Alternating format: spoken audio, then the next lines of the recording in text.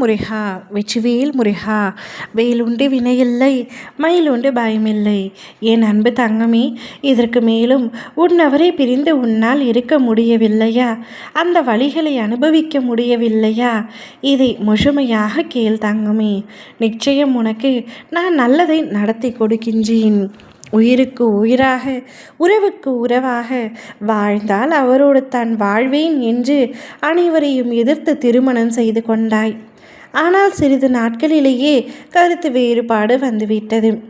பணப்பிரச்சனை ஒரு பக்கம், மனப்பிரச்சனை ஒரு பக்கம், சண்டை சச்சரவு என பல விதத்திலும் உங்கள் இருவருக்குள்ளும் ஒற்றுமையான வாழ்க்கை இல்லாமல் இப்பொழுது மனக்கசப்போடு பிரிந்து இருக்கின்றீர்கள். எவ்வளவு மனக்கசப்பு இருந்தாலும் அவர் இல்லாமல் உன்னால் வாழ முடியாது. ஏனென்றால் அவர்தான் உனக்கு உயிர். அவரை பிரிந்தும் உன்னால் இருக்க முடியாது.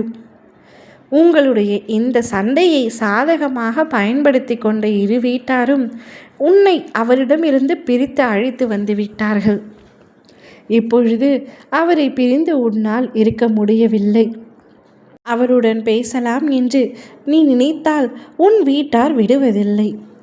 என்ன செய்வது என்று தெரியாமல் கதறி அழுது கொண்டிருக்கின்றாய். அழுகாதே தங்கமே. உன்னுடைய வாழ்க்கையில் அவர்தான் உனக்கு என்று கடவுளால் எழுதப்பட்டு இணைக்கப்பட்டு விட்டார்கள். இருந்தும் சில மனிதர்களின் சூழ்ச்சியாலும் சில சூழ்நிலையாலும் இருவரும்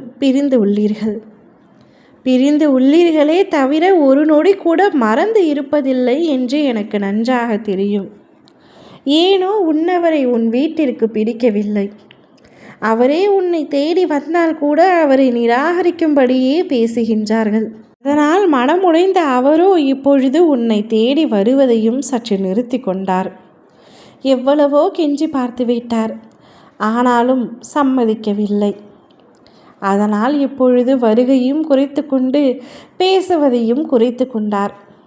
இப்பொழுது உன்னால் அவரை பிரிந்து இருக்க முடியவில்லை. தவித்து கொண்டிருக்கின்றாய், துடித்து கொண்டிருக்கின்றாய். திருமணமான பின்னும் எதற்காக நான் அவரை பிரிந்து இருக்க வேண்டும் என்று பல கேள்விகள் உன் மனதில் எழும்புகின்றன.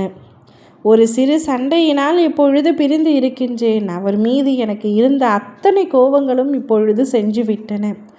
அவரை பார்க்க வேண்டும், அவரிடத்தில் பேச வேண்டும். அவர் இல்லாமல் என்னால் இருக்க முடியவில்லை என்று உன் மனம் ஆதங்கத்தில் கொதித்து கொண்டிருக்கின்றது. கவலை கொள்ளாதே. உன்னுடைய குடும்பத்தாரே உங்கள் இருவரையும் இணைத்து வைக்கப் போகின்றார்கள். நீ யாரையும் இனி இழந்து தவிக்கும் நிலைமை வராது. குடும்பமா துணையா என்ற கேள்வி பலமுறை உன் வாழ்க்கையில் எழுந்துவிட்டது. இனி எழுகாது. இருவரும் ஒன்றாக இணைய போகின்றீர்கள்.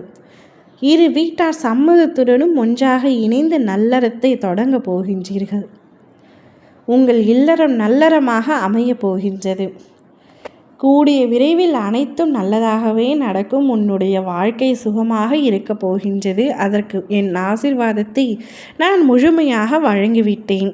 இன்னும் சிறு தினங்களில் அனைத்தும் உன் வாழ்க்கையில் அரங்கேறும். அதுவரை பொறுமையாக இரு. ஓம் முருகா வெற்றிவேல் முருகா.